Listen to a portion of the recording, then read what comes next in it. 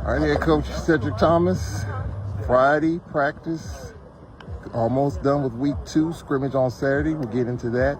You worked a lot on special teams today. Talk about that. Yeah, just want to, just clean up some things. It's a major part of, major facet of what we're doing.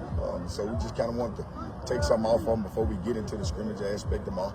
And, it's a chance and opportunity for some guys who to make the bus. It's important phases to all of it. And there's some guys that's going to be really some core guys when you talk about all 4 of those phases, from a kicking game standpoint. So we just wanted to clean up some loose ends. A lot of times during camp, you don't get as much time versus offense, defense to kind of rectify some things, but we just wanted to make a concerted effort to spend the whole day on it. Once again, you stressed the fact that it's not going to be a lot of fair catches. It's going to be a lot of yards picked up on punt and kickoff returns.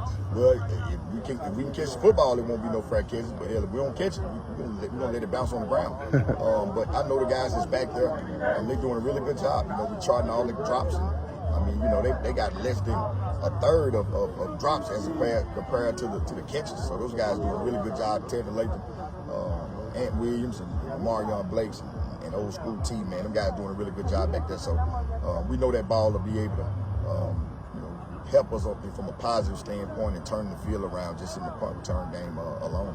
Have you solidified your PR and your kickoff return guys? No, not at the moment. We're going to try to get through camp and just kind of see how things go once we look at these numbers. A lot of it has to do with these traveling roster and making sure, we can carry 70. And so we want to make sure inside that 70, one of those guys will be in that number. But I definitely have an answer probably this time next week once we get through with that second scrimmage. Is it safe to say that Kiani will be doing the place kicking? Yes, sir. Yes, sir. He got it. We're just trying to add some things in there for him just to enhance it. He by far has got that solidified. What about the punter? Right now we compete. Eli, man, a really good newcomer that's fighting tooth and nail with Frank. They every day. Frank might get the nod one day, Eli the next day. So they had their first kicking competition Saturday after the scrimmage, and we'll see each one on boot 10, and we'll see where it places. That'll be day one of their competition as a whole. But we'll continue to go all the way up until that third scrimmage, under the lights to kind of see who solidified, who come out the head, as the starting opponent. So who has stood out for you, Coach? On Saturday, it'll complete week 2 of camp. You're going to turn the corner, got another scrimmage, got a Thursday night scrimmage a week before the Thursday night game, and then UAB. Who has kind of stood out for you here over these last 7 days? Kayvon Henderson, man. He's flying around. He's really accepted the challenge. He's playing defensive end, playing outside linebacker, playing Mike linebacker. He is playing tremendous, football. Zayla Aldridge, Tuskegee transfer, doing a really good job on the back end. And you can't say enough, man, about them 2 old corners, Ed and Drew. Hadn't missed a practice, hadn't missed a rep. And them guys are doing an excellent job, just helping us and continue to get better. So those guys have really stood out on the offensive side. Jackson Pickett, man, you got a freshman.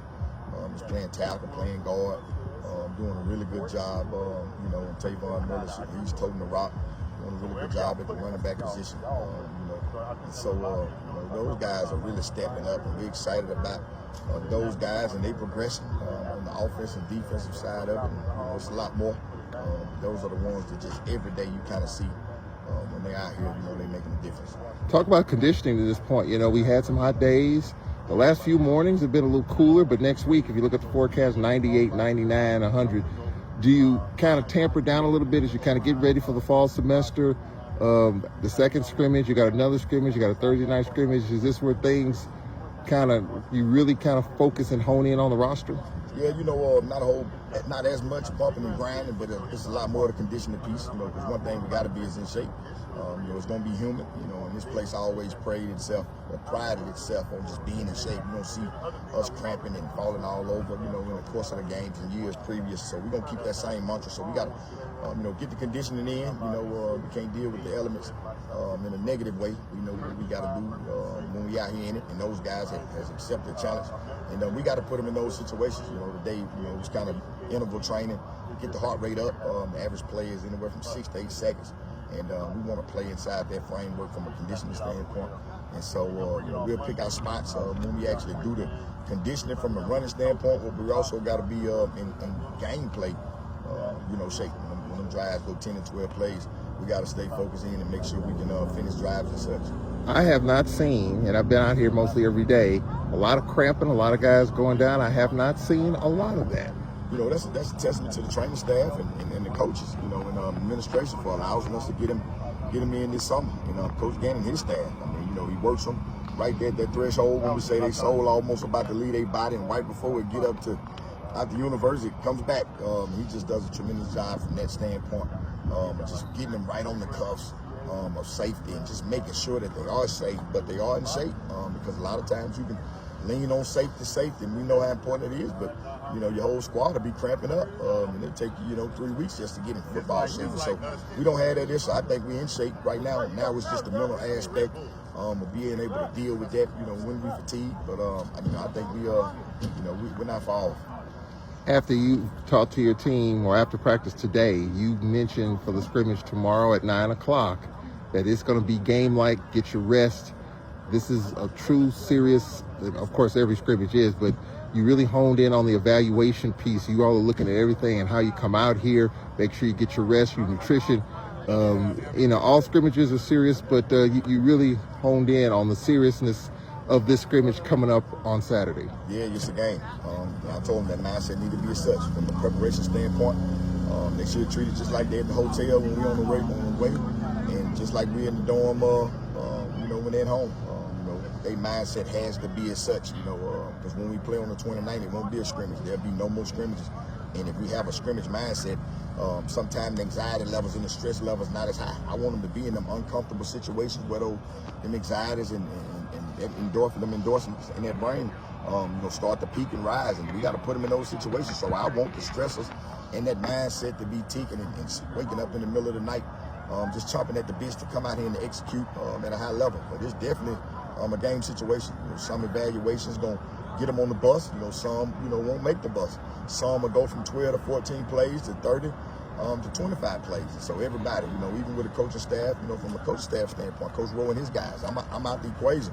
So those guys got to fix problems and, deal with, operational things, with his staff on the sideline. The same thing with Coach Gale. So it's just not for the coaches. Not just for the kids. It's for the coaches also to be able to steal a day of game day situations, just from an operational standpoint. And so I'm excited. I know those guys will tie all the loose ends tonight and come out here tomorrow with a really good showing. The referees were out here last Saturday. Will they be out here coming Saturday? Anytime we bump the ground, Mr. Charles, if I can pay for it and we can get them here, we're going to get them here. I feel like they're just, when you don't, we're kind of wasting days, because there's going to be some holes in there. There's going to be some pass interference, or there's going to be some situations that I'm going to need just to be able to ask them. So, yeah, they most definitely going to be here. And we're going to tell them to call it like they would on the 29th, the 6th, and every other week we play. So coming out of last week's scrimmage, what were some of the things that you were engaged with the referees and what they were stressing to the players? The 2 minute, the 2 minute deal. 2 minute warning. Yeah, because that's new for all of us, so that was a point of emphasis, for me and the refs, and they did a really good job from a clarity standpoint to get me situated that I could go tell the guys, some of the holding, and what holding entails, especially for that slot receiver.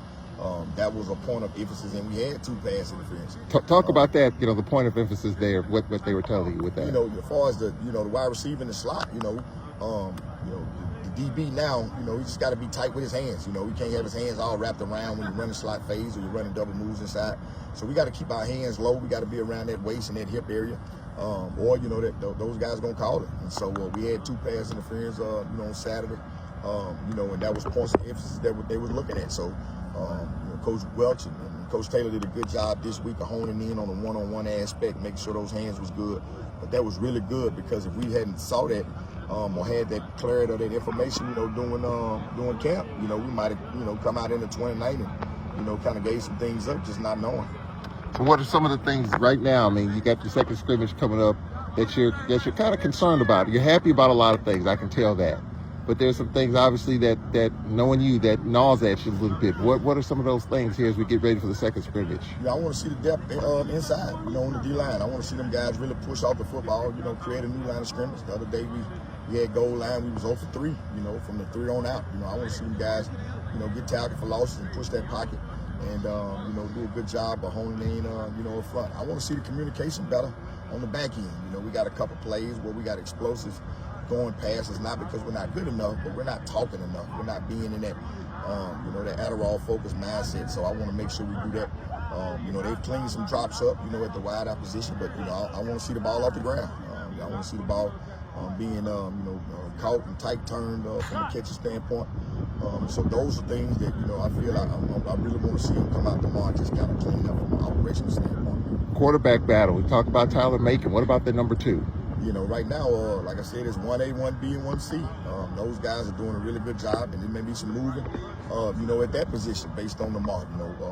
Practice as well, but we really just go through a fine-tooth comb when it comes to the scrimmage aspect and the game standpoint. So right now, Tyler had a really, really good day yesterday. Made some big-time throws, in some periods, and so did Xavier and also Rod. And so we just want to see them guys now with the live bullets and all bets off, in this game tomorrow, and just kind of see, who separates themselves and who kind of just, leads the pack. And again, the scrimmage tomorrow here on this practice field. What time? 9 a.m. It would. You would like for it to be 9 p.m. No, I don't want to be there. I'm ready to get in and get out. But I also want the heat. I want to feel that, the temperature. I want them to see, how can we maintain a mental toughness, dealing with that ball in the sky. Well, our first home game here against Edward Waters is a 4:00 game.